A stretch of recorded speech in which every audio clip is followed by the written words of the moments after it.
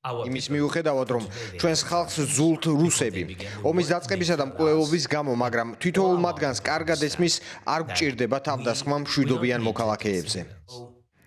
რას ეტყოდით კრემლში მომუშავე პირებს? ეტყოდით, რომ დარწმუნდნენ, იციან თუ არა სად არის უახლოესი თავშესაფარი.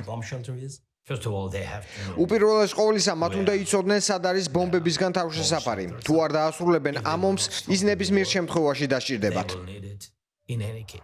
პირობას დებთ, რომ თუ კი ხვალ პრეზიდენტი პუტინი დათანხმდება ცეცხლის შეწყვეტას 3 თვით, 6 თვით თუ მეტი ხნით, თქვენ დანიშნავთ არჩევნებს უკრაინაში.